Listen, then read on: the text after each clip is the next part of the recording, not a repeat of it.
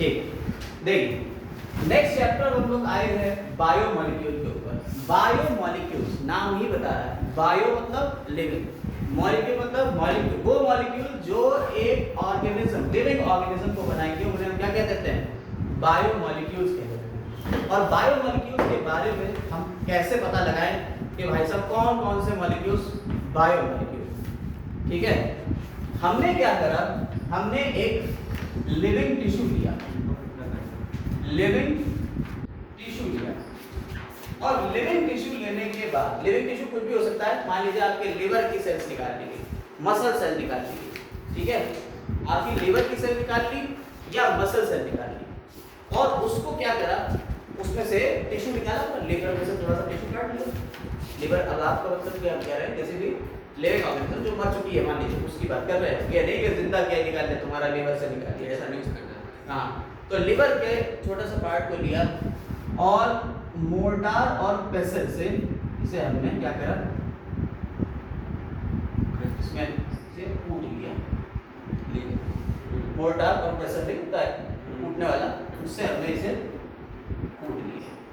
इससे क्या होगा, और कूटने के साथ ही साथ में उसमें हमने मिला दिया था ट्राइक्लोरो एसिटिक एसिड, 3 बार क्लोरो एसिटिक एसिड, CH3COOH होता है एसिटिक एसिड, और उसमें 3 क्लोरो इसमें तो एक हटा दिया, ट्राइक्लोरो एसिटिक एसिड, इसके साथ में इसे हमने मिला दिया ऑर्गेनिक सॉल्वेंट, ठीक है। हमने इसे पूरा पीस लिया, पीसने के बाद हमने क्या करा, इसको हमने इसे बटर पेपर या कॉटन पेपर से इसे हमने छाना, गंदगी पूरी होती है, पूरा सॉल्यूशन मिल गया, ये पीस लिया तो पूरा पिसा हुआ है सॉल्यूशन ट्राइक्लोरो एसिटिक एसिड के साथ में। वैसे हमने क्या करा, छान लिया। छाने का जैसे चाय छानते हैं तो चाय की छन्नी में ऊपर की तरफ आपकी चाय की पत्ती रह जाती है, और जो चाय बनी हुई होती है लिक्विड, वो नीचे है। इस लिक्विड में आपके शक्कर भी मिली हुई होती है, और फ्लेवर अगर आपने डाला तो फ्लेवर भी हम मिला हुआ है, तुलसी पत्ते डाले तो तुलसी का उसका फ्लेवर मिला हुआ, तुलसी पत्ता ऊपर रह गया, नहीं समझ में। बिल्कुल ऐसे ही यहाँ पे रहता है कि जो एसिड, इस एसिड ट्राइक्लोरो एसिटिक एसिड है ना ये, तो जो एसिड में घुली हुई चीजें थी वो डिसॉल्व होके कहाँ आ गई, नीचे आ गई छन में, और जो एसिड में नहीं घुला हुआ था वो ऊपर रह गया। नहीं, एसिड तो लिक्विड है, वो तो निकल गया, ट्राइक्लोरो एसिटिक एसिड ये लिक्विड है, और लिक्विड के साथ जो मिला हुआ तो नीचे चला गया। अब चाय की पत्ती ऊपर रहेगी मान लो, तो पानी में घुली हुई तो थी, तो ऊपर की तरफ जो भी चीजें बनी उन्हें हमने कह दिया एसिड इनसॉल्युबल,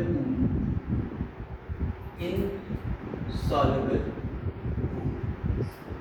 कौन सा, एसिड, यानी ये एसिड में घुलनशील नहीं है, नहीं घुला हुआ है, और जो नीचे आया उसे हमने क्या कह दिया, एसिड सॉल्युबल, एसिड इसके चर्च हो गए सॉल्युबल। अब देखिएगा जो घुल गया था वो नीचे, और जो नहीं घुला वो ऊपर रह गया। अब क्या करा, ये जो चीजें थी इनको टेस्ट किया तो पता चला भाई इनका साइज बड़ा था, जब साइज बड़ा था तभी तो ये नीचे नहीं आ पाए, जब साइज बड़ा था इसीलिए तो ये नीचे नहीं आए। तो हमने इनको एक और ग्रुप में रख दिया, बायो मैक्रो मॉलिक्यूल, समझ में, ये मैक्रो मॉलिक्यूल हो गए यानी बड़े बड़े, और जो एसिड सॉल्युबल था उनका साइज छोटा था तभी तो वो छन के आ गए, ये बटर पेपर या कॉटन उससे छान, ठीक है। तो ये जो नीचे बने ये बायो माइक्रो मॉलिक्यूल, समझ में आएगा क्या? ये तो एक लिविंग टिश्यू की बात हो गई कि लिविंग टिश्यू जो होता है उसमें दो तरीके की चीजें हो गई, एक तो एसिड सॉल्युबल हो गई, एक इनसॉल्युबल। अब हमें इसकी स्टडी करना है कि भाई ये क्या क्या चीजें हैं। ऑर्गेनिक कंपाउंड ही होंगे, ज्यादातर ऑर्गेनिक कंपाउंड होंगे है, लेकिन आपकी बॉडी इनऑर्गेनिक कंपाउंड की भी तो बनी हुई है।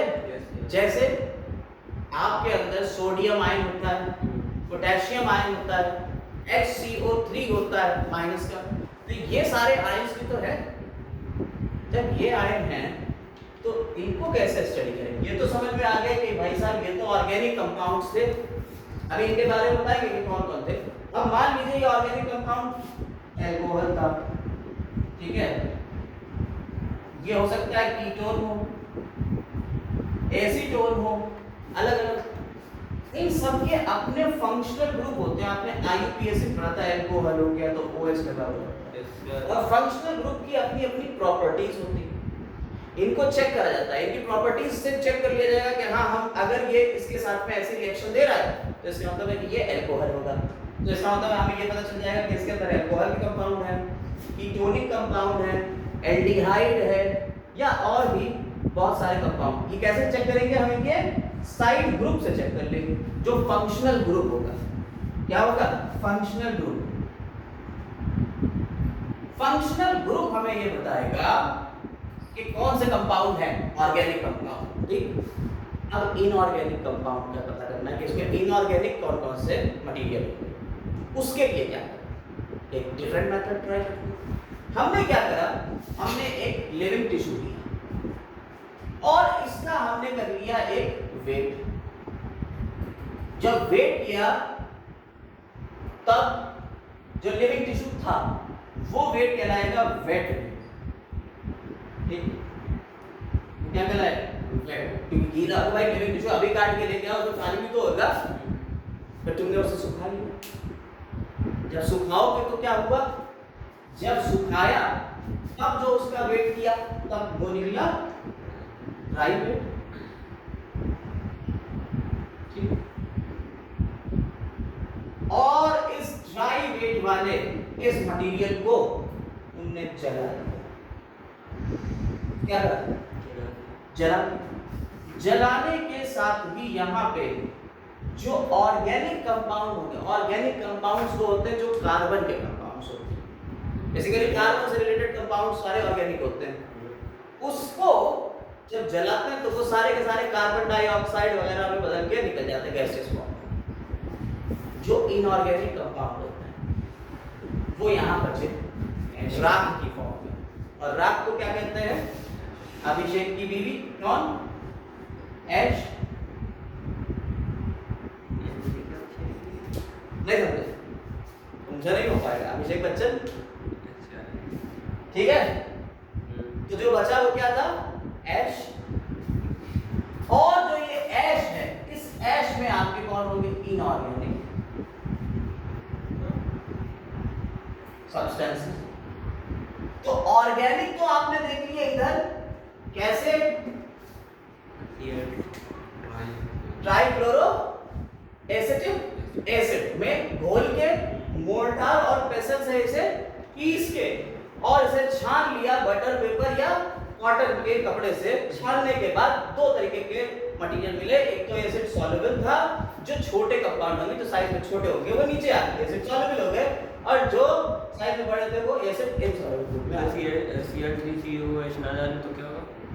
देखो, कोई ना कोई तो चीज चाहिए होगी। अगर ये नहीं डालना है तो कोई तो ऐसी चीज चाहिए होगी जिससे हम इसे मतलब घोले। और अगर हमारी बॉडी के अंदर अल्कोहल मिल रहा है, कीटोन मिल रहा है, हमारी बॉडी में ही मिल रहा है, तो अगर हमने अल्कोहल में इसे घोल लिया तो यार ये दिक्कत आएगी कि भाई साहब ये तो किसी का पार्ट था, अल्कोहल कितना है पता ही नहीं चल रहा है। इसलिए वो कंपाउंड लिया जो हमारी बॉडी में नहीं होता। ट्राइक्लोरो एसिटिक एसिड एक ऑर्गेनिक सॉल्वेंट लिया। इसी केस में पानी में नहीं जा सकते क्योंकि आप लिक्विड में आप ऑयल कैसे घोल लोगे? तो हो सकता है तो चिकनी चीजें हो, ऑयल वगैरह हो, फैट हो, वो कैसे घुलेगा? तो इसलिए उसको सबको इसको घोलना था, इसलिए हमने ट्राई किया। क्वेश्चन था। ठीक, अब बात करेंगे उसके ऊपर सारी जो तुम्हारे डाउट्स है पहले ही समझ। तो इनऑर्गेनिक और ऑर्गेनिक सब्सटेंसेस निकाल के दे दिया हमने, कोई दिक्कत इसमें? अब इनऑर्गेनिक में आपकी एक ये पूरी टेबल बनी हुई है इसमें एनसीईआरटी में। आप अगर देख सकें तो एनसीईआरटी में यहाँ पे एक पूरी टेबल बनी हुई है। ठीक है, आप इस टेबल को देखिए। ये इस टेबल में अगर आप देखें कंपोजिशन तो हाइड्रोजन 14%, ये अर्थ क्रस्ट का दिखा रहा है, ये ह्यूमन बॉडी का दिखा रहा है 0.14 और 0.5। आप देखिए ह्यूमन बॉडी में ज़्यादा है। कार्बन की बात करें 0.03 अर्थ क्रस्ट में और हमारी बॉडी में 18.5। ऑक्सीजन की बात करें तो 46.6 और 65.0 हमारी बॉडी में ज़्यादा है। नाइट्रो तो सबसे ज़्यादा देख लीजिए ऑक्सीजन आपको मिल रही है हमारी बॉडी के अंदर। नाइट्रोजन बहुत कम मिल रही है लेकिन हमारी बॉडी के अंदर 3.3 मिल रही है। ऐसा ही अगर सल्फर की बात करी जाए तो 0.03 टू यहाँ पे कितना हो गया 0.3 हो गया। ऐसे ही ये सारे आपके वेट लिखे हुए हैं। सिलिकॉन हमारे अंदर नहीं मिल रहा है, कोई दिक्कत इसमें। ये सारा डेटा जो है वो CNR राव जो है वो understanding chemistry university press Hyderabad से लिए गए। ठीक, इसके बाद अगर आप बात करें यहाँ पे, तो ये आपका लिविंग टिश्यू का, सिर्फ लिविंग टिश्यू में आपके कौन कौन से इनऑर्गेनिक कंस्टिट्यूएंट्स होते हैं, जैसे सोडियम हो गया, पोटेशियम हो गया, कैल्शियम हो गया, मैग्नीशियम हो गया, वाटर हो गया, और कुछ कंपाउंड जैसे NaCl, CaCO3, P4, PO4 और SO4। ठीक, ये देता है, ये आयंस की फॉर्म में मिलता है। ये टेबल याद कर लीजिएगा, लेकिन इसमें सिर्फ और सिर्फ यहाँ पे क्वेश्चन इस टेबल से आया कि सबसे ज़्यादा कौन सा होता है, सबसे कम कौन सा होता है इस टेबल से ह्यूमन बॉडी में, ये याद कर लीजिए। चलिए अब बात करते हैं आगे की, कि फिर ये बायो मैक्रोमोलिक्यूल या बायो माइक्रोमोलिक्यूल क्या थे, इनके ऊपर अब हम लोग डिस्कशन करने जा रहे हैं। ठीक, आइए जरा देख लेते हैं कि बायो मैक्रोमोलिक्यूल मैक्रोमोलिक्यूल को हमें चार्ट की फॉर्म में पूरा बनाएंगे और ये बताएंगे कि किस साइज के मॉलिक्यूल्स को बायो मैक्रोमोलिक्यूल कहते हैं, किस साइज के मॉलिक्यूल को बायो माइक्रोमोलिक्यूल कहते हैं। क्योंकि ये इंट्रोडक्टरी क्लास है, इस चैप्टर में हम लोग इंट्रोडक्शन की बात करेंगे सारी, कि आगे क्या क्या पढ़ेंगे, चैप्टर में क्या क्या चीजें हैं, तो उसी के थ्रू हम पूरा समझाएंगे कि मैक्रोमोलिक्यूल और माइक्रोमोलिक्यूल्स क्या है। ठीक है, आइए देख लेते हैं। देखो अब यहाँ पे हमने आपको एक चार्ट बना दिया है यहाँ पे कि बायो माइक्रोमोलिक्यूल और बायो मैक्रोमोलिक्यूल। देखिए हमने आपको बताया भी कि एसिड सॉल्युबल पूल में जो जो चीजें मिलेंगी, जो एसिड सॉल्युबल पूल में मिलेगा उसे हम क्या कहते हैं, बायो माइक्रोमोलिक्यूल कहते हैं, क्योंकि सॉल्युबल है तभी नीचे आया होगा। तो ये इनका मॉलिक्यूलर वेट जो होता है ना, वो लेस देन 1000 डाल्टन्स होता है। देखिए डाल्टन एक यूनिट है वेट को मेजर करने की, तो लेस देन 1000 डाल्टन जो है ये आपका कौन सा होता है, बायो माइक्रोमोलिक्यूल। और बायो मैक्रोमोलिक्यूल ग्रेटर देन 1000, यानी कि 1000 से ज्यादा अगर होगा डाल्टन में मॉलिक्यूलर वेट तो क्या हो जाएगा, वो बायो मैक्रोमोलिक्यूल। अभी उसके बारे में एक छोटी सी चर्चा करेंगे, लेकिन आगे बढ़ते हैं। ये ज्यादातर आपको कहाँ मिलेंगे, एसिड सॉल्युबल पूल में मिलेंगे। ये कहाँ मिलेंगे आपको, एसिड सॉल्युबल पूल में मिलेंगे। ये कहाँ मिलेंगे, एसिड इनसॉल्युबल पूल में। भाई ऊपर की तरफ रहेंगे और ये छत के नीचे आ जाएंगे। इसमें ऑर्गेनिक और इनऑर्गेनिक दोनों आ जाते हैं। जैसे अगर ऑर्गेनिक का नाम लिया जाए तो तुम्हारे शुगर्स हो गए, अमीनो एसिड हो गए, न्यूक्लियोटाइड्स हो गए। इसके अलावा इनऑर्गेनिक का नाम लिया जाए, वाटर हो गई, गैसेस हो गए, मिनरल्स हो गए, ये सब इनऑर्गेनिक होते हैं। अगर इसकी बात करें जाए बायो मैक्रोमोलिक्यूल्स की, तो इन्हीं के पॉलीमराइजेशन से ये बनते हैं। ध्यान दीजिएगा, इन्हीं के पॉलीमराइजेशन से ये बनते हैं। कार्बोहाइड्रेट्स हो गए, लिपिड्स हो गए, प्रोटीन्स हो गए, न्यूक्लिक एसिड्स हो गए। ठीक, लिपिड जो है ना, लिपिड ऐसा बड़ी दिक्कत करता है। लिपिड का मॉलिक्यूलर वेट जो है जब देखा गया तो 800 डाल्टन, लेकिन ये मिलता है एसिड इनसॉल्युबल पूल में।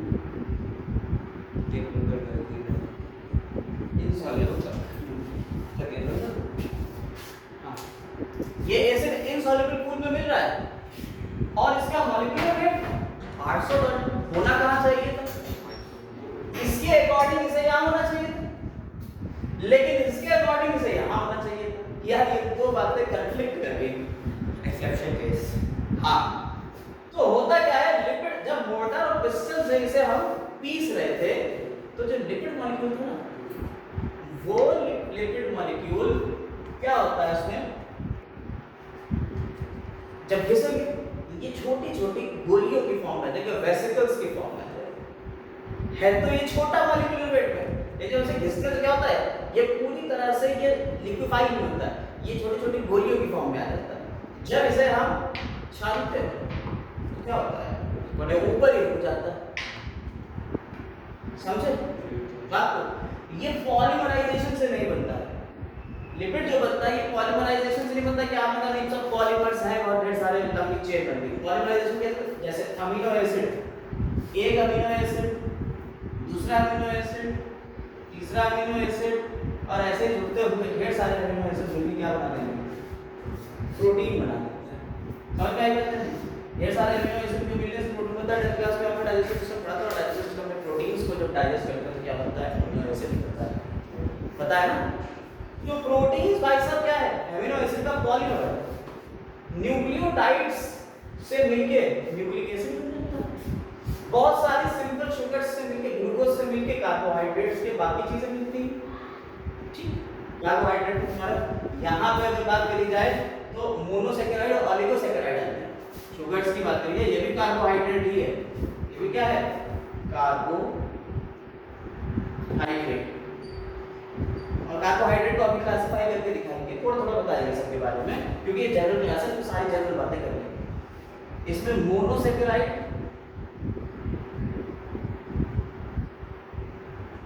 और ऑलिगोसैकेराइड, और यहां कार्बोहाइड्रेट पर रख देते हैं पॉलीसैकेराइड्स।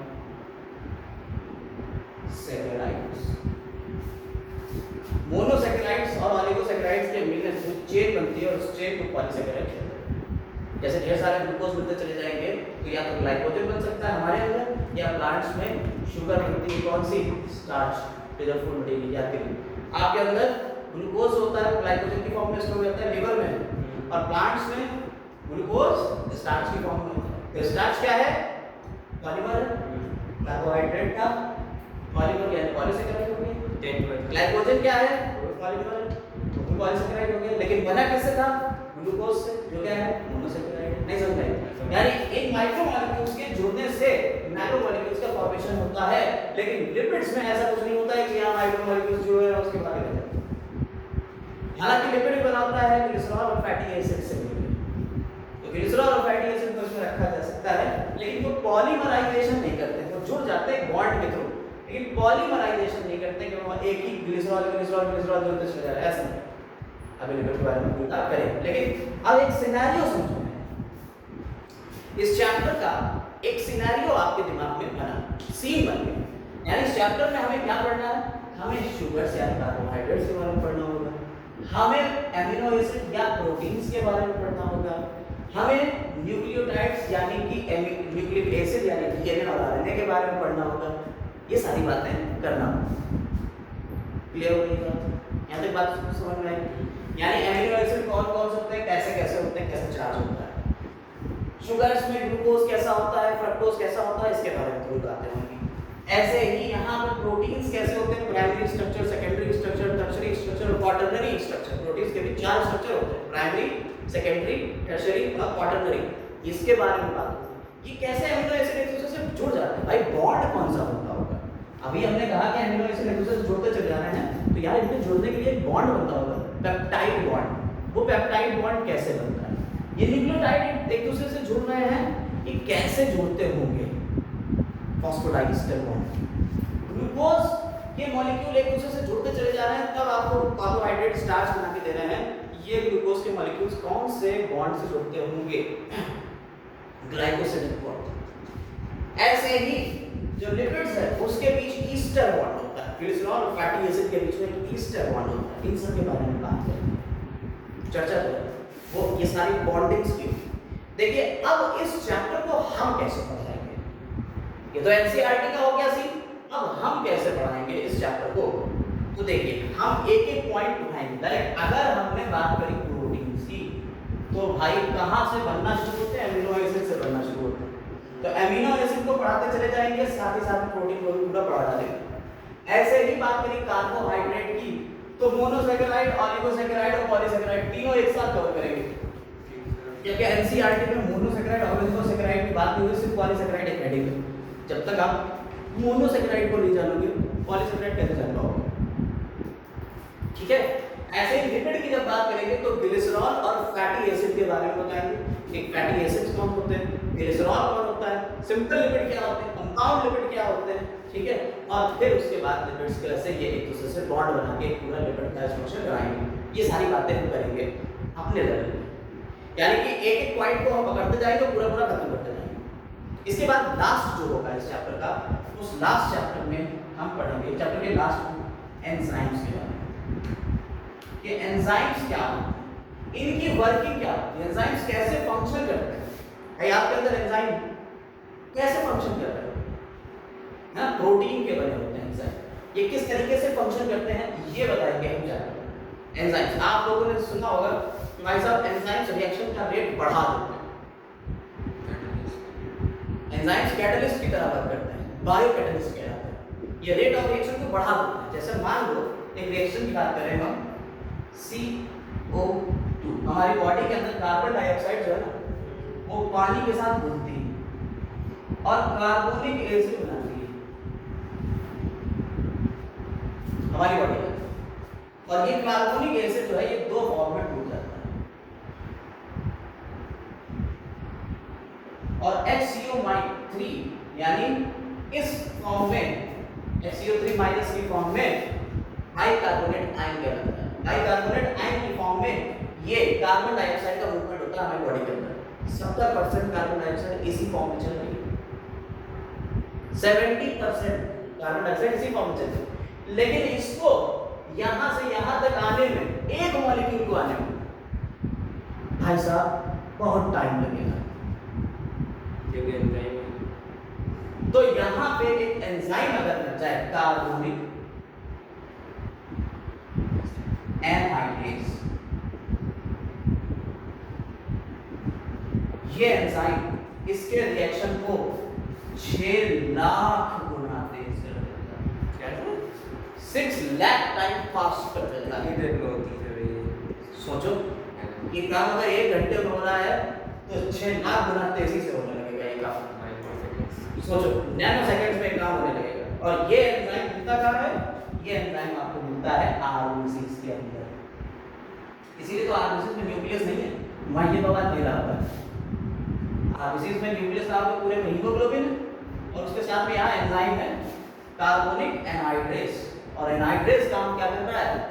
स्पीड अप कर दे रहा है रिएक्शन, ताकि बहुत ढेर सारी आपकी बॉडी के अंदर जितनी कार्बन डाइऑक्साइड बन रही हो बहुत तेजी से आपके हीमोग्लोबिन से जुड़े और ये पानी में डिसॉल्व रहे प्लाज्मा में, और ब्लड के थ्रू तेजी से ये पहुंचे आपके लंग्स तक और लंग्स से बाहर निकले। वरना कोई नहीं पता ही काम, क्योंकि हमारे पर सेकंड करोड़ों सेल इतनी ऑक्सीजन को कार्बन डाइऑक्साइड में चेंज कर रहे हैं रेस्पिरेशन, करोड़ों सेल के काम कर रहे हैं। काम तो बहुत तेज चाहिए और उसके लिए कौन है? एंजाइम। ऐसे एंजाइम क्या होते हैं? किसके बने होते हैं? प्रोटीन के बने होते हैं कि बाकी चीजों के बने होते हैं? वैसे ज्यादातर प्रोटीन के बने होते हैं। एंजाइम का फंक्शन कैसे होता है? एंजाइम की नेमिंग क्या होती है? भाई हमने कहा कार्बनिक एनहाइड्रेज, ठीक है, ऐसे ही हेक्सोकाइनेज, ठीक है, ऑक्सीडोरिडक्टेज, इस तरीके से बहुत सारे एंजाइम्स के नाम रखे गए, उनको क्लासिफाई किया गया, ठीक है। वो सारी बातें हम करेंगे इसमें। एंजाइम कैसे एक्शन करते हैं? एंजाइम बेसिकली एक्शन करते हैं कि क्या हुआ कैसे? किसी भी रिएक्शन के लिए, किसी भी रिएक्शन के लिए क्या होता है? दो मॉलिक्यूल्स एक दूसरे से जुड़ना चाहिए तभी तो रिएक्शन हो। लेकिन दो मॉलिक्यूल जब एक दूसरे से जुड़ेंगे तो एक मिनिमम एनर्जी तो होगी, तभी तो वो एक दूसरे से कोलाइड करेंगे और बॉन्डिंग बनेगी या टूटेगी। यही तो होता है भाई, रिएक्शन का मतलब क्या है? दो बॉन्ड्स या तो बनेंगे या बॉन्ड्स टूटेंगे, यही तो होता है रिएक्शन। अब अगर वो मॉलिक्यूल्स एक दूसरे से बॉन्ड बना रहे हैं या तोड़ रहे हैं, उसके लिए मिनिमम अमाउंट ऑफ एनर्जी की तो रिक्वायरमेंट होगी।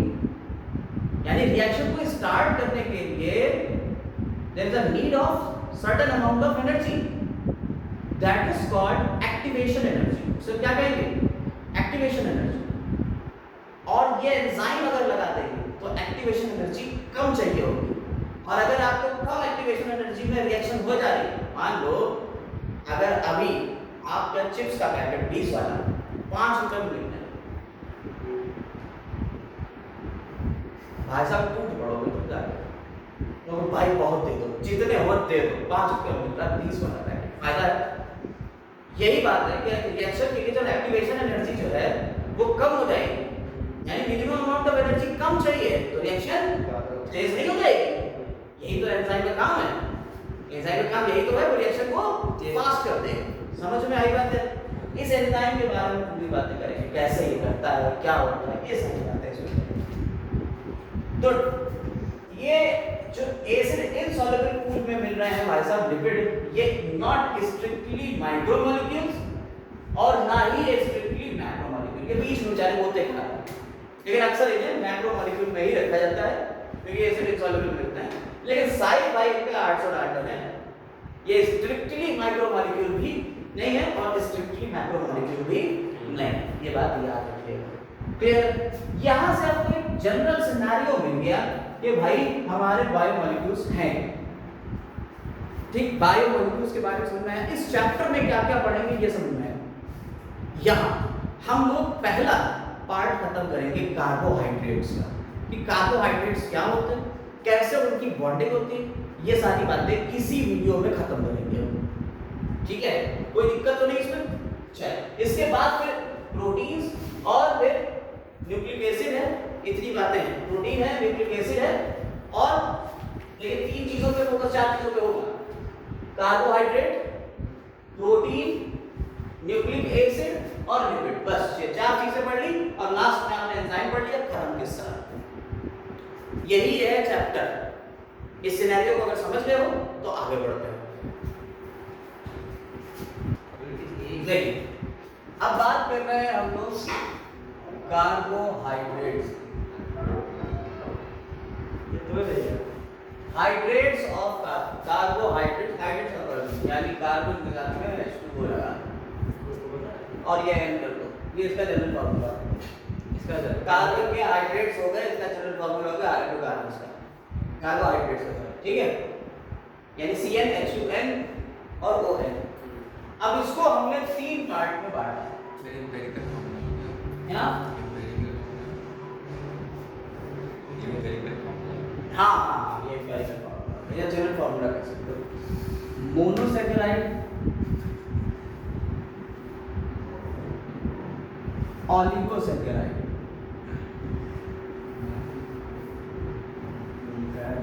और पॉलीसैकेराइड।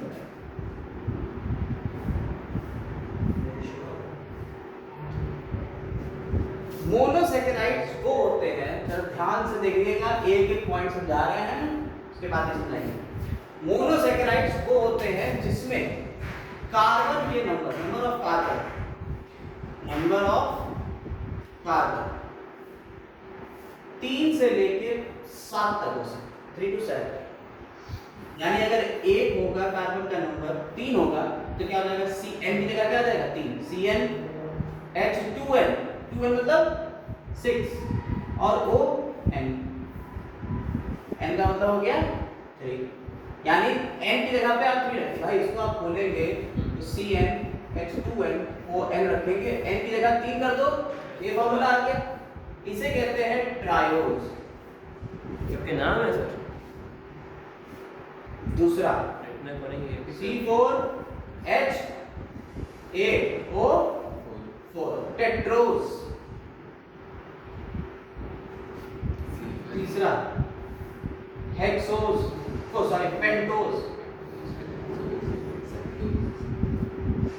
फिर हेक्सोज और सेप्टोज नहीं, हेप्टोज,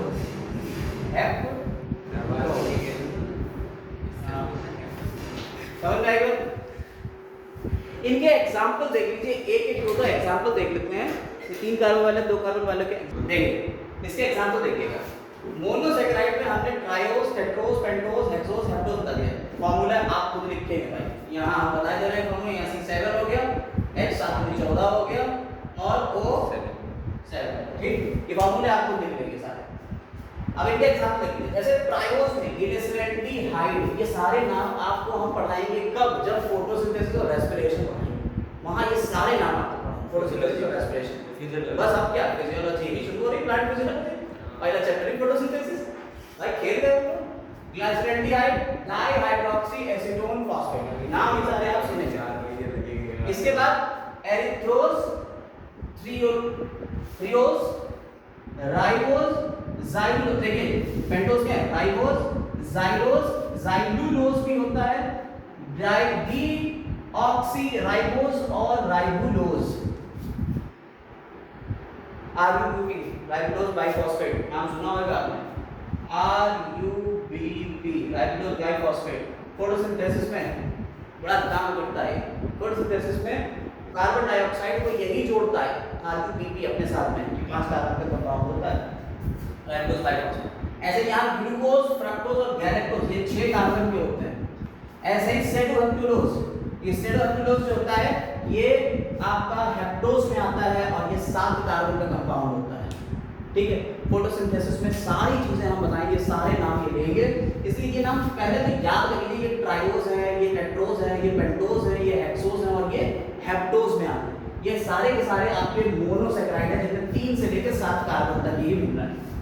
ठीक है, 3 से शुरू होंगे, यानी कि 1 2 को छोड़ दो, 3 से शुरू होकर 7 कार्बन तक के कंपाउंड इसके अंडर में आएंगे। इन्हें सैकेराइड क्यों कह रहे हैं? सैकेराइड मतलब शुगर्स की बात हो रही है यहाँ। सैकेराइड मतलब शुगर्स की बात हो रही है, इसलिए इन्हें सैकेराइड कहते हैं। अब जरूरी नहीं है कि हर शुगर मीठी हो, कि नहीं साहब हमने तो खाया आलू हमें मीठा नहीं लगा, तो हर शुगर मीठी हो ऐसा नहीं है। फ्रक्टोज का खा लिया तुमने भाई पॉलीमर, तो आप कहेंगे तो मीठा नहीं लग रहा है, अभी बताएंगे सारी चीजें। अब आते हैं ऑलिगोसैकेराइड के ऊपर। देखिए मोनोसैकेराइड का काम खत्म हुआ, मोनोसैकेराइड क्या होते हैं पूरा समझ में आ गया। अब आते हैं ऑलिगोसैकेराइड। ऑलिगोसैकेराइड में 2 से लेके 10 तक मोनोसैकेराइड होते हैं। बेटा समझे, 2 से लेकर 10 तक मोनोसैकेराइड, यानी इनमें से कोई भी कंपाउंड 1 और 1 लेके 2 मिल गए और मिलके जो एक कंपाउंड बनाएंगे तो उसे क्या कहते हैं? डाइसैकेराइड। जैसे आप कहें एक नाम होता है जिसे आप खाते हैं, शुगर खाते हैं, सुक्रोज खाते हो, सुक्रोज खाते हो, यही खाते हो, जो शक्कर आप खाते हो चीनी, वो सुक्रोज है। सुक्रोज जो होती है ये बनी होती है एक ग्लूकोज से और एक फ्रक्टोज से मिलकर,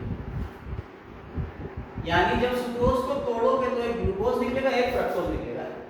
ये 2 से मिलके सुक्रोज बन गई, समझ में आई? तो 2 से लेकर 10 तक जुड़ सकते हैं मॉलिक्यूल, 2 मॉलिक्यूल जुड़े सुक्रोज बनी। ऐसे ही अभी और नाम ले रहे हैं, अभी और बताने जा रहे हैं। पहले इतने आपने लिख लिया हो तो ठीक है, नहीं लिखा हो तो स्क्रीनशॉट ले लीजिए, आगे बढ़िए।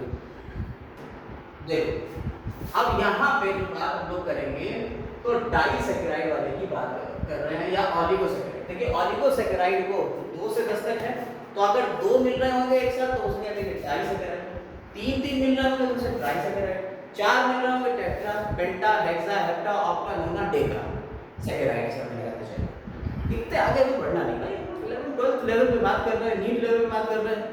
और अगर यहाँ से थोड़ी बहुत आगे बढ़ेंगे तो भाई पीजीटी में भी क्वेश्चन आते हैं थोड़े बहुत, लेकिन इससे ऊपर नहीं आएंगे, जितने हम बताएंगे इससे ऊपर नहीं आएंगे। डाइसैकेराइड में 3 नाम मेन है, सुक्रोज, लैक्टोज और माल्टोज। ट्राइसैकेराइड में रैफिनोज और टेट्रासैकेराइड में स्टार्चियोज है। ये दोनों नाम ना भी याद रखना तो कोई बात नहीं, लेकिन डाइसैकेराइड के ये 3 नाम याद रखना MALTOS माल्टोज। ठीक है, तो देखिए सुक्रोज, लैक्टोज और माल्टोज। ठीक, अब जरा देखिए सुक्रोज किससे किससे मिलकर बना होता है? Glucose plus fructose. एक से भी हो सकते हैं, अलग अलग भी हो सकते हैं। लैक्टोज किससे बनता है? Glucose plus galactose, galactose, glucose और गैलेक्टोज। माल्टोज किससे बनता है? Glucose plus glucose.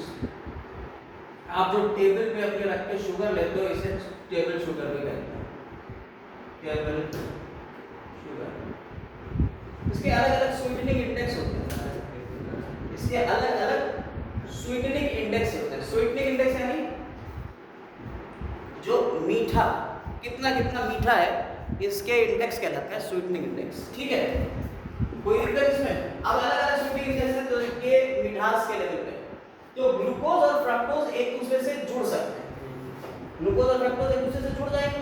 अभी हम आपको एक बॉन्ड बना के दिखाएंगे कैसे जुड़ते हैं, बस वहीं तक बात करेंगे, फिर पॉलीसैकेराइड पे चले जाएंगे। ठीक है, ये ट्राइसैकेराइड, टेट्रासैकेराइड अपने सिलेबस में है नहीं, इतना डिटेल में पढ़ना है। तो एक एक पहले ग्लूकोज और फ्रक्टोज या ग्लूकोज और गैलेक्टोज इनसे कैसे जुड़ रहे हैं ये सब 6 कार्बन के कंपाउंड याद करिए। अभी हम लोगों ने हेक्सोस की बात करी, ग्लूकोज, फ्रक्टोज और गैलेक्टोज, तीनों 6 कार्बन के कंपाउंड होते हैं। अभी ग्लूकोज और फ्रक्टोज के बारे में थोड़ा स्ट्रक्चर बता देंगे, आप समझ जाओगे कि हाँ दोनों में डिफरेंस क्या है। अब पहले स्ट्रक्चर बता दें, पॉलीसेकेराइड्स के बाद बताएंगे कैसे ये जुड़ रहे हैं एक दूसरे से, जो बॉन्ड बना रहे हैं उस बॉन्ड के ऊपर हम थोड़ी सी चर्चा करने जा रहे हैं। ठीक है, चलिए वो देख लेते हैं। ठीक है, देखिए हमने यहाँ ग्लूकोज का एक स्ट्रक्चर बनाया हुआ है। ये ग्लूकोज 6 कार्बन का स्ट्रक्चर देखिए, 1 2 3 4 5 6, ये अल्फा फॉर्म है ग्लूकोज की। उसको देखिए ये इधर सब OH लगे हुए हैं, सब तो बैलेंस। यहाँ पे आपको टर्मिनल पे जाके एक कीटोन ग्रुप देखने को मिलेगा। ये एक ग्लूकोज का है, 6 कार्बन का है।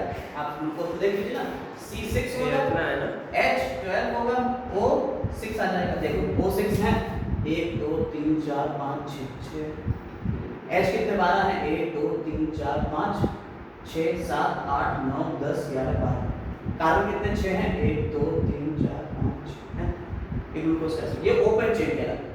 ग्लूकोज की क्लोज चेन जो होती है, ये पूरा ऐसा जाके लिंक करके क्लोज चेन स्ट्रक्चर। ठीक है, क्लोज चेन स्ट्रक्चर में ये देखिए, ये कार्बन नंबर 1 के लिखते हैं, इसे कार्बन नंबर 2 नेम दे दीजिए। कार्बन नंबर 3 हो गया, ये कार्बन नंबर 4 हो गया, ये कार्बन नंबर 5 हो गया, ये कार्बन नंबर 6 हो गया। ठीक है, तो ये आपका कार्बन नंबर 6 हो गया। 6 कार्बन का पूरा ये स्ट्रक्चर हो गया। ये आपका ग्लूकोज, ये ओपन चेन है, ये क्लोज चेन है। देखिए इसमें यहाँ पे अल्फा फॉर्म भी होती है, जरा देखिएगा, ये ग्लूकोज की अल्फा फॉर्म और बीटा फॉर्म, दो तरीके की फॉर्म्स होती है। अल्फा फॉर्म अगर होगी तो OH ये नीचे की तरफ दिखा रहा है, बीटा फॉर्म होगी तो ये OH ऊपर की तरफ दिखाएगी, OH को ऊपर की तरफ दिखाएगी। बस इतना सा फर्क है, बाकी ये पूरा यही चीज है। ठीक है, इसे ऐसे कर दिया, समझ में आ गई बात है। तो ऐसे ही आपका फ्रक्टोज होता है। फ्रक्टोज में यहाँ कीटोन की जगह एल्डिहाइड ग्रुप होता है, यहाँ पे लगा हुआ एल्डिहाइड ग्रुप होता है बस। तो फ्रक्टोज और ग्लूकोज एल्डिहाइड ग्रुप और कीटोन ग्रुप है, बस इतनी सी बात याद रखिएगा। एक कीटो फॉर्म है, ये वाला आपका कीटो फॉर्म है, और वो जो फ्रक्टोज है वो एल्डो फॉर्म है, एल्डिहाइड फॉर्म। ठीक, अब ये क्या होता है, ये अल्फा फॉर्म समझ में आ गई।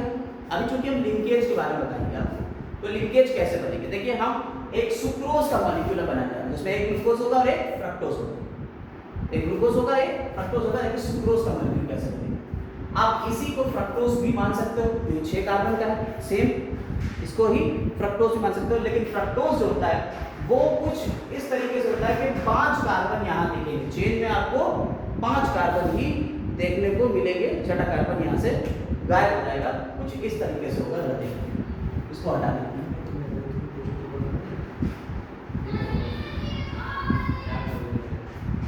यहाँ पे आपको पहले ग्लूकोज बना देते हैं। ठीक है, यहाँ पे पहले ग्लूकोज के लिए क्या करना है आपको, एक हेक्सागोनल स्ट्रक्चर बनाना है, जिसमें एक ऑक्सीजन डाल देना है। नीचे ये OH लगाया, ये H लगाया, फिर ये OH और ये H, फिर ये ऊपर OH और इधर H, फिर ये OH और इधर H, और ये देखिए 1 2 3 4 5, और छठा कार्बन क्या होगा, COH और CH। ये हो गया आपका, समझ में आई बात है नहीं, CH2OH। क्लियर हो गई बात, कोई दिक्कत इसमें नहीं। अब अगर हम फ्रक्टोज की बात करें तो फ्रक्टोज होता है, यहाँ पे 5 रिंग में मिलेगा, 5 कार्बन का एक रिंग होगा, यहाँ पे एक O आ गया, और यहाँ ये देखिए, यहाँ लगा CH2OH, यहाँ H, यहाँ OH, ये H, ये OH और ये H। समझ में आ रही बात या नहीं? ठीक है, और यहाँ पे H और यहाँ CH2। क्लियर, कोई दिक्कत इसमें नहीं है। और उसमें नीचे भी OH लगा होता है, तो यह देखिएगा, ये H हो गया, ये OH हो गया, यहाँ एक यहाँ पे OH कर लीजिएगा, H कर लीजिए, ये OH हो गया, ये आपका OH हो गया, ये H काउंट कर लीजिएगा आपके सारे मॉलिक्यूल्स कैसे। ठीक है, अब क्या कर रहे हैं, अब हम यहाँ पे बॉन्डिंग बनाने जा रहे हैं। वो क्या है उधर, फ्रक्टोज, ये क्या है इधर ग्लूकोज, ये अल्फा फॉर्म है, ये अल्फा फॉर्म, ठीक है, ये अल्फा फ्रक्टोज। समझिएगा, ध्यान से देखिएगा इस पॉइंट को। ये नीचे OH है और ये इधर OH है, ये दोनों लिंक करेंगे एक दूसरे से, ये दोनों OH जो है एक दूसरे से लिंक करेंगे। यहाँ बीच में एक ये OH आया और एक इधर से OH आया, तो कितना हो गया CH। यहाँ पे आपका OH जो है ये कैसा होता है, H2O बन सकता है यहाँ से, क्या यहाँ H2O बन सकता है, बन गया, निकाल दो H2O, बचा क्या, एक O ही तो बचा, एक बीच में O ही तो बचा, देखो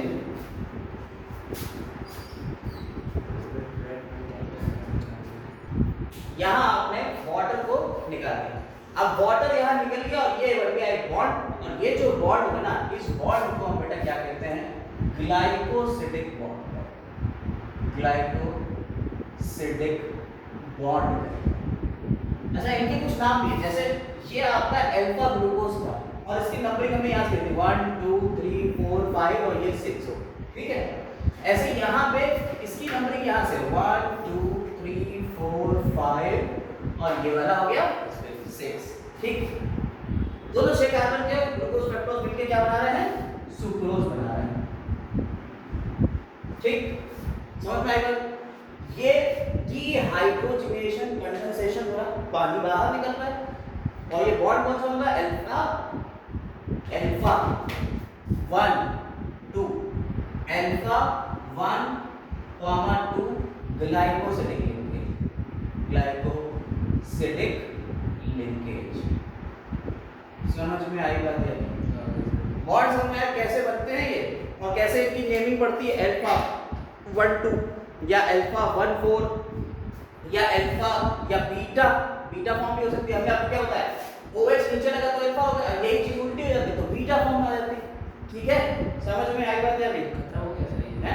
अब ये एक तो लिंकेज आपको समझ में आ गया, ये ग्लूकोज का किसके साथ में हमने करा, फ्रक्टोज के साथ में लिंकेज बन गया। ग्लूकोज से मेल्टोज बनेगा। अब ग्लूकोज और ग्लूकोज का मिलके क्या बन जाएगा, माल्टोज बन जाएगा। क्या हम इसको हटा सकते हैं, अगला लिंकेज निकाल लें, यहाँ फ्रक्टोज का था, अब माल्टोज वाला लिंकेज निकाल। देखिए दो ग्लूकोज से मिलके एक माल्टोज बनता है, ठीक है, एक माल्टोज बन रहा है दो ग्लूकोज से मिलकर। तो हमने यहाँ एक ग्लूकोज बनाया, ये भी अल्फा फॉर्म, ये भी अल्फा फॉर्म। अब देखिए इस ग्लूकोज का ये OH और इस ग्लूकोज का ये OH, ये आपस में आएंगे, लिंक करेंगे और एक वाटर को निकाल देंगे। जब यहाँ से पानी निकल जाएगा, देखिए एक H और एक O निकल गया, बचा क्या बीच में, O बचा। तो देखिए बीच में क्या आ गया, O आ गया। कौन सा बॉन्ड, ग्लाइकोसिडिक बॉन्ड। अब नंबरिंग देख लो तो ये 1 ये 2 ये 3 ये 4 और ये 5, किसके किसके बीच हो रहा है, पहला 1 और दूसरा 4 और दोनों अल्फा फॉर्म में ग्लूकोज के, तो अल्फा 1 4 ग्लाइकोसिडिक बॉन्ड, ठीक है। समझ में आई बात या नहीं, इस बॉन्ड का नाम क्या पड़ गया, अल्फा 1 4 ग्लाइकोसिडिक बॉन्ड, क्लियर। यानी कि अभी आपको सुक्रोज बताया उसमें अल्फा 1 2 था, यहाँ अल्फा 1 4 ग्लाइकोसिडिक बॉन्ड होता है, क्लियर है बात। ऐसे ही लैक्टोज आता है, आपको सारी चीजें नहीं पढ़ना है, ऐसे ही लैक्टोज आएगा तो लैक्टोज में बीटा 1 6 होता है, ठीक है, बीटा 1 4 होता है, बीटा 1 4 ग्लाइकोसिडिक बॉन्ड होता है। आपको सिर्फ ये नाम याद रखना है किसमें अल्फा किसमें बीटा, तो ये डाइसैकेराइड के सारे पार्ट हो गए। अब इनसे मिलते हुए ग्लाइकोसिडिक बॉन्ड बनते पॉलीसैकेराइड बन जाएगा। अब यहाँ पे एक बात आती है, रिड्यूसिंग शुगर और नॉन रिड्यूसिंग शुगर। ये कौन सी होती है, रिड्यूसिंग शुगर यानी कि कार्बोहाइड्रेट की बात हो रही है। देखिए रिड्यूसिंग और नॉन रिड्यूसिंग क्या होता है, फेलिंग सॉल्यूशन लेते हैं, उसमें कॉपर होता है और कॉपर इस फॉर्मेट में होता है 2+ की फॉर्म में।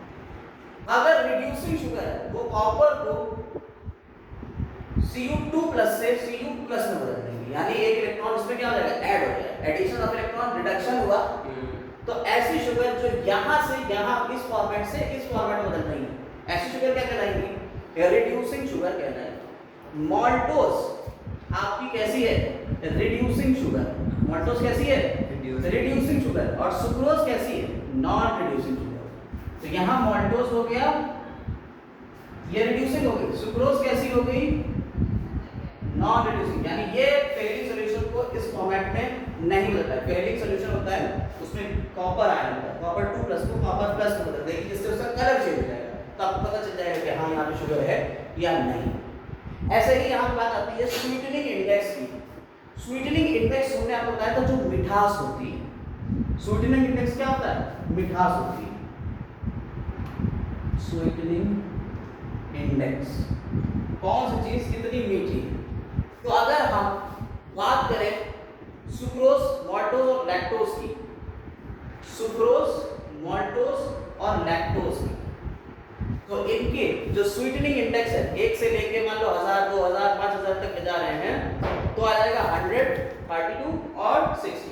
100, 32 और 60। स्वीटनिंग इंडेक्स में ये कितने पे रहते हैं? यानी कि सुक्रोज सबसे मीठी, माल्टोज उससे कम मीठी और लैक्टोज सबसे कम। लैक्टोज यानी मिल्क शुगर है, दूध में मिलेगी। ठीक है। आप लोग जो फ्रक्टोज की बात करते हो, फ्रक्टोज की, फ्रक्टोज का स्वीटनिंग इंडेक्स होता है 170। फ्रक्टोज का स्वीटनिंग इंडेक्स कितना हो गया? 170। यानी इससे भी ज्यादा फ्रक्टोज। अब दोनों मिल गई तो कम हो गया। समझ में आई बात या नहीं? ऐसे ही अगर सैकरीन की बात करी जाए, किसकी बात कर रहे हैं? सैकरीन। सैकरीन नाम सुना है? शकरीन कहते हैं इसे। शकरीन या शकरीन चिल्लाते कहते हैं, शकरीन भी कभी सैकरीन होता है वैसे कहीं। इसका स्वीटनिंग इंडेक्स बहुत होता है। ये आर्टिफिशियल शुगर है, ये नेचुरल नहीं है, ये आर्टिफिशियल शुगर है और इसका स्वीटनिंग इंडेक्स होता है 40,000। समझ में आई बात है? ये सैकरीन, ये इसीलिए आप लोगों को जो आज मिठाई है उसमें हो सकता है कि ये वाली शुगर ना डाल के ये वाली डालते हो। ये 2 बूंद डाल दी और भाई साहब पूरा मीठा कर दिया। समझ में आई? और ये आपको नुकसान भी देती है आर्टिफिशियल शुगर। ठीक है। तो ये हो गई आपकी रिड्यूसिंग और नॉन रिड्यूसिंग शुगर। ट्राइसैकेराइड में जो रैफिनोज का नाम लिया था हम लोगों ने, ट्राइसैकेराइड में रैफिनोज का नाम लिया था, वो भी रिड्यूसिंग शुगर ही होती है। अब हम लोगों का एक आखिरी टॉपिक इसमें बचा है पॉलीसैकेराइड। 10-15 मिनट का टॉपिक है, बस उससे खत्म करते हैं टॉपिक। देखिए पॉलीसैकेराइड के ऊपर हम लोग आते हैं। और पॉलीसैकेराइड जो होती है, पॉलीसैकेराइड 2 पार्ट में हमने डिवाइड कर दी है। एक तो हो गए होमो पॉलीसैकेराइड। होमो पॉलीसैकेराइड वो होते हैं जो एक ही टाइप की चीजों से मिलकर बने। जैसे ग्लूकोज है तो ग्लूकोज ग्लूकोज ग्लूकोज ग्लूकोज जुड़ता चला जा रहा है, उसे कह रहे हैं होमो पॉलीसैकेराइड। जैसे फ्रक्टोज है तो फ्रक्टोज फ्रक्टोज जुड़ता चला जा रहा है। एक ही टाइप के मोनोमर्स होंगे जो जोड़ते चले जाएंगे और पॉलीमर बना देंगे। 10 से ज्यादा, 10 तक के तो हो गए ऑलिगोसैकेराइड, 10 के ऊपर जितने भी जुड़ेंगे वो हो जाएंगे पॉलीसैकेराइड। हेटेरोपॉलीसैकेराइड, ग्लूकोज, फ्रक्टोज, गैलेक्टोज सारे के सारे आ गए इसी में, तो उसे कहते हैं आपने हेटेरोपॉलीसैकेराइड। यानी कि मोर देन 1 टाइप के मोनोमर्स अगर जुड़ रहे हैं और उससे एक पॉलीमर बन रहा है तो हम उसे क्या कहते हैं? आपका हेटेरोपॉलीसैकेराइड। यानी पॉलीसैकेराइड को 2 पार्ट में, होमो और हेटेरोपॉलीसैकेराइड। अब होमो पॉलीसैकेराइड में हम जो नाम यहाँ लेंगे ये याद करना आपको, स्टार्च, ग्लाइकोजन, सेलुलोज, इन्यूलिन। ठीक है, ये याद रखना। स्टार्च, ग्लाइकोजन, सेलुलोज और इन्यूलिन ये आपके होमो पॉलीसैकेराइड होंगे। हेटेरोपॉलीसैकेराइड में आपने अगर सुना होगा, जीनीडियम और ग्रेसिलेरिया से अगर मिलता प्लांट किंगडम में आगे बढ़ेगा।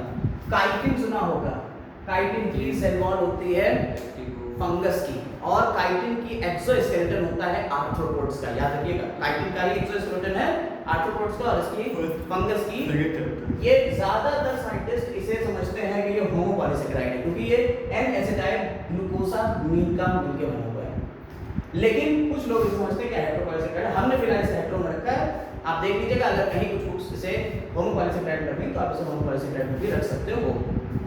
पेप्टिडोग्लाइकन आपने सुना होगा, पेप्टिडोग्लाइकन बैक्टीरिया की सेल वॉल पेप्टिडोग्लाइकन की बनी होती है जिसे हम म्यूरिन भी कहते हैं। और ये किससे मिलकर बना होता है? एन एसिटाइल ग्लूकोसामीन और एन एसिटाइल म्यूरेमिक एसिड। याद करिए इन दो चीजों से मिलकर बना होता है बैक्टीरिया। जब पढ़ाया था तब बताया था ये आपको, सेल वाले चैप्टर में मिल जाएगा आपको ये। इसके बाद हेवी सेलुलोज, सेल वॉल की बात आती है तो हेवी सेलुलोज की बात आती है। ये भी एक हेटेरोपॉलीसेकेराइड है। बताएंगे इसका कंपोजिशन भी अभी। पैक्टिन आपने सुना होगा, आपने बताया था कि जब पैरेंकाइमा कॉलेनकाइमा स्पेरेंकाइमा बताया था, उसमें आपने बताया था पैक्टिन का डिपोजिशन होता है कॉलेनकाइमा के ऊपर, जिसकी वजह से सेल उसमें जो है इंटरसेलुलर स्पेसेस नहीं होते। तो पैक्टिक सब्सटेंसेस होते हैं सेलुलोज के में भी, ठीक है, वो भी आपको जोड़ते हैं मिडिल लेवल आपको, ठीक है। तो पैक्टिक सब्सटेंसेस होते हैं। ये सारी चीजें आपकी हो गई हेटेरोपॉलीसेकेराइड, ये आपको याद होगा। इसमें मोस्ट एबंडेंट ऑर्गेनिक सब्सटेंस, सबसे ज्यादा ऑर्गेनिक सब्सटेंस जो आपको दुनिया में मिलता है वो है सेलुलोज, और second most abundant organic substance ये है काइटिन। ये याद रखेंगे आप, ठीक है, ये दो पॉइंट याद रखेंगे। काइटिन किसका बना हुआ है? एन एसिटाइल ग्लूकोसामीन का, ठीक। और ये लिंक कौन सा करता है? बीटा 1,4 लिंकेज है। अब आपको पता है ग्लाइकोसिडिक लिंकेज होंगे, अल्फा बीटा क्या है, ये सारे ड्रामे आपको पता चलते हैं। अब यहाँ पे जाते हैं, पहले एक स्टार्च के बारे में पढ़ लेते हैं। जो स्टार्च होता है, स्टार्च दो चीजों से मिलकर बना हुआ है, एमाइलोज और एमाइलोपेक्टिन। एमाइलोज होता है कुछ इस तरीके से स्ट्रक्चर होता है, इसमें आपके ये ग्लूकोज ग्लूकोज ग्लूकोज ग्लूकोज ऐसे जुड़े सब ग्लूकोज का ही है।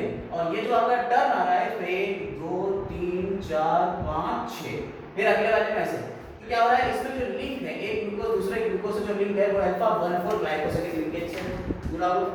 Glucose straight but helically arrange, straight है और helically arrange chain. Each turn contains about 6 molecule. देखो हर टर्न में कितने मॉलिक्यूल हैं? 6 मॉलिक्यूल दिख रहा है, इसे कहते हैं एमाइलोज। दूसरा आता है एमाइलोपेक्टिन। एमाइलोपेक्टिन में क्या होता है, ये इस तरीके से चल रहा है, लेकिन इसमें बीच बीच में ब्रांचिंग है, ब्रांचिंग के ऊपर सब ब्रांचिंग, ये इस तरीके से दिख रहा है। ऐसे ही आगे भी जाएगा और ये ब्रांचिंग भी करेगा और उसके ऊपर सब ब्रांचिंग होगी। लेकिन ये एमाइलोज वाला काम हो गया, ठीक है, तो बिल्कुल एमाइलोज की तरह, लेकिन ऊपर ब्रांचिंग भी है।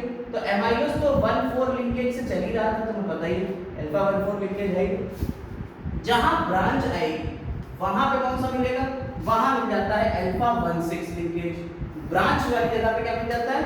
अल्फा 1,6 लिंकेज मिलेगा। समझ में आई बात है नहीं? इन दोनों से मिलकर आपका क्या बन रहा है? स्टार्च का मॉलिक्यूल बन रहा है। क्लियर? ऐसे ही बहुत सारे ग्लूकोज मॉलिक्यूल स्ट्रेट चेन में आ जाते हैं, माइक्रोफाइब्रिल बना देते हैं। आपको जब हमने पढ़ाया था सेल वॉल तो बताया था माइक्रोफाइब्रिल्स बनते हैं, एक दूसरे से छोटे चले जाते हैं, स्ट्रेट फाइबर टाइप स्ट्रक्चर, वो सेलुलोज का फॉर्मेशन करते हैं। ग्लाइकोजन एनिमल स्टार्च भी कहते हैं। ग्लाइकोजन को हम क्या कहते हैं? Animal starch. क्यों एनिमल स्टार्च कहते हैं? अरे भाई स्टार्च जो होता है ये प्लांट का रिजर्व फूड मटेरियल होता है, और ग्लाइकोजन एनिमल का रिजर्व फूड मटेरियल है हमारा। साथ ही साथ ये फंगस का भी रिजर्व फूड मटेरियल होता है। फंगस में भी स्टार्च जो है वो क्या है? फंगस की ग्लाइकोजन ही है। ग्लाइकोजन स्टोर करता है, ये रिजर्व फूड मटेरियल है। जब आपको कभी खाने की जरूरत पड़ती है ना, मान लो भूखे हो, आपको देखोगे और एनर्जी चाहिए, तो उससे बचने के लिए, मतलब उससे आप मरो ना, आपको कंजम्पशन देना पड़ता है, आपको एनर्जी बनाने के लिए कंजम्पशन देना पड़ता है खाने का। वो कौन सी चीज होगी? वो होगा ग्लाइकोजन। यही रिजर्व फूड मटेरियल है आपका अपना, ठीक है। एनिमल का रिजर्व फूड मटेरियल क्या है? ग्लाइकोजन। ये लिवर में स्टोर रहता है, ग्लूकोज ग्लाइकोजन की फॉर्म में स्टोर रहता है, और इंसुलिन हार्मोन ये काम करता है, ठीक है। चलिए आगे बढ़ते हैं। अब बात करें इन्यूलिन की, तो इन्यूलिन जो होता है ये डहेलिया में देखने को मिलेगा। किसमें मिलेगा? डहेलिया, ये फ्लावर है डहेलिया, उसमें आपको देखने को मिलेगा इन्यूलिन। इन्यूलिन जो होता है ये फ्रक्टोज का पॉलीमर है। किसका पॉलीमर है? फ्रक्टोज, यानी सारे फ्रक्टोज के मॉलिक्यूल जुड़े होंगे इन्यूलिन बना देगा। एक बात और, इन्यूलिन हमारे अंदर डाइजेस्ट नहीं होता। इन्यूलिन हमारे अंदर डाइजेस्ट नहीं होता है, तो ये यूरिन के थ्रू निकाल दिया जाता है। तो किडनी के फंक्शन को टेस्ट करने के लिए हमें किसकी जरूरत पड़ती है? इन्यूलिन का टेस्ट हो जाता है। इन्यूलिन अगर किडनी यूरिन में किडनी में आ रहा है इन्यूलिन, तो इसका मतलब क्या है? इन्यूलिन अगर आ रहा है, हमारे बाहर निकल रहा है लगातार, तो इसका मतलब हमारी किडनी सही काम कर रही है। और अगर ये इन्यूलिन हमारे अंदर डाइजेस्ट नहीं हो रहा है और इसे रीएब्सॉर्ब कर लिया, तो किडनी का फंक्शन पता चल गया कि भाई खराब काम कर रही है, बाहर नहीं निकाल रही। तो किडनी के फंक्शन को टेस्ट करने के लिए तो इन्यूलिन का टेस्ट हो जाता है हमारी यूरिन वगैरह। क्लियर? ये बातें हो गई आपकी होमोपॉलीसैकेराइड। अब बात कर लेते हैं हेटेरोपॉलीसैकेराइड की। काइटिन के बारे में बता दिया आपको कि कुछ लोग इसे हेट्रो में रखते हैं, कुछ लोग इसे होमो में रखते हैं। आप देखिएगा नीट वगैरह में जो क्वेश्चन आए हुए हैं, अगर उन्होंने इसको होमो पॉलीसेकेराइड में रखा हुआ है तो आप वहां से इसे रख लें, नहीं तो हम आपको बाद में बता देंगे, कमेंट सेक्शन में पिन कर देंगे। इसके बाद अगर आता है सोल्यूशन आपको पता है, अगर ये भी एक हेट्रोपॉलीसेकेराइड है, हेमिसेलुलोज ये भी एक हेट्रोपॉलीसेकेराइड है, और पैक्टिन ये भी हेट्रोपॉलीसेकेराइड। पैक्टिन जो होता है वो गैलेक्टिरोनिक एसिड और गैलेक्टन्स वगैरह से मिलके बना होता है। देखिए ये हेट्रोपॉलीसेकेराइड है, मोर देन वन टाइप की चीजों से मिलके बनी, जैसे यहाँ पे एन एसिटाइल ग्लूकोसामिन और एन एसिटाइल न्यूरोलिक एसिड, इनसे मिलके पूरी चेन बनी है तो पेप्टिडोग्लाइकन बन गया। ऐसे ही ये अगर बन गया, ऐसे ही हेमिसेलुलोज भी बनता है। तो अब ये हेमिसेलुलोज किससे मिलके बना होता है, ये भी देख लीजिए साहब। तो देखिए हेमिसेलुलोज, जैसे कि आपने बताया कि सेल वॉल होती है उसमें सेलुलोज और हेमिसेलुलोज मिलता है, तो यहाँ पे हेमिसेलुलोज होता है किससे मिलके बना हुआ है, जाइलेंस, मैलेंस और गैलेक्टन्स, ऐसे ही और भी कंपाउंड होता है, लेकिन ये मेन तीन कंपाउंड है इससे मिलके बना होता है। इसके अलावा लिपोपॉलीसेकेराइड और पैक्टिन ये भी इसमें देखे गए, पैक्टिन और लिपोपॉलीसेकेराइड। देखिए आपने बताया, आपने देखा ये सारी चीजें, क्योंकि ये प्लांट किंगडम आप पढ़ के आए। इसके अलावा अभी आप प्लांट में फोटोसिंथेसिस पढ़ोगे तो वहां ये सारी चीजें आपको देखने को मिलती हैं। जब ये सारी चीजें देखने को मिलती हैं तो आपको पता ही चलता है कौन से नाम है, क्या है। तो इन नामों से हमने आपको रूबरू करा दिया, सारे नाम आपको पता चल गए, कौन होमो पॉलीसेकेराइड है, कौन हेट्रोपॉलीसेकेराइड है, कौन पॉलीसेकेराइड है, क्या है, ये सारी बातें आपको पता चल गई। वरना अभी तक तो ये पता ही नहीं था, सब सिर्फ नाम पढ़ रहे थे कि भाई पेप्टिडोग्लाइकन होता, हाँ होता है, पैक्टिन होता, कहाँ होता है, सुबेरिन होता, कहाँ होता है। लेकिन यहाँ आपने देखा कि ये सारी चीजें आपको देखने को मिल गई। ये सब हेट्रोपॉलीसेकेराइड, होमोपॉलीसेकेराइड में ये सारी चीजें आ गई। क्लियर है। इसके अलावा एक चीज जो आती है आयोडीन टेस्ट, स्टार्च का टेस्ट जो होता है आयोडीन टेस्ट होता है। तो आपने देखा जब स्टार्च जो है वो इस तरीके से छन्नों की फॉर्म में, ठीक है, तो स्टार्च जब छल्लों की फॉर्म में है तो क्या होता है यहाँ पे जरा देखिएगा। देखिए यहाँ हमने आपको बताया कि स्टार्च जो है उसमें हेलिकल फॉर्म है, तो आयोडीन सॉल्यूशन जब आप डालते हो ना तो ये आयोडीन इसमें जाके ट्रैप हो जाती है, इस हेलिक्स में आयोडीन ट्रैप हो गई। और अगर आयोडीन यहाँ ट्रैप हो गई है तो कैसा कलर देगी, ब्लू कलर दे देती है। तो ब्लू ब्लैक कलर जो आता है आयोडीन का टेस्ट जो होता है, ब्लू ब्लैक कलर जो आता है वो इसी वजह से आता है। स्टार्च में जब आयोडीन डालते थे तो याद होगा फोटोसिंथेसिस के हम लोगों ने एक्सपेरिमेंट करा था, आयोडीन डालते हैं ब्लू ब्लैक कलर आ जाता था, वो इसी वजह से आता है। इसमें आयोडीन जो है उसमें ट्रैप हो जाती है, और ग्लूकोज में कोई ऐसा हेलिक्स तो होता नहीं, तो इसलिए उसमें ट्रैप नहीं हो पाती है, जिसकी वजह से उसमें ये कलर नहीं आता। अच्छा एक बात और, इन्यूलिन जो आपको बताया था, इन्यूलिन वो पॉलीमर है फ्रक्टोज का, ये तो पता ही है आपको। अच्छा पॉलीसेकेराइड काइटिन जो होता है वो the right end is called reducing end और left end is called non reducing end. Chitin का जो राइट एंड है, राइट वो रिड्यूसिंग है, और लेफ्ट एंड जो होता है वो क्या होता है, नॉन रिड्यूसिंग एंड होता है। ठीक है, ये आपको याद करना है। रिड्यूसिंग और नॉन रिड्यूसिंग एंड कौन से हैं, राइट एंड कौन सा है, रिड्यूसिंग एंड, यानी कि ये Cu2+ को क्या करेगा, Cu+ में कन्वर्ट कर देगा, और नॉन रिड्यूसिंग जो Cu2+ को Cu+ में कन्वर्ट नहीं कर पाएगा। इसी के साथ यहाँ हम लोगों ने कार्बोहाइड्रेट को पूरा कंपाइल कर लिया, यानी कि हमारा चैप्टर का इंट्रोडक्शन भी हो गया, कार्बोहाइड्रेट भी हो गया, इसके बाद प्रोटीन, फैट और एंजाइम, इसके अलावा सेकेंडरी मेटाबोलाइट क्या होता है, प्राइमरी मेटाबोलाइट क्या होता है, उसके बारे में और बात होगी। ये चैप्टर फिनिश हो जाएगा, मुश्किल से 3 से 4 पार्ट में चैप्टर खत्म हो जाएगा। Have a nice day.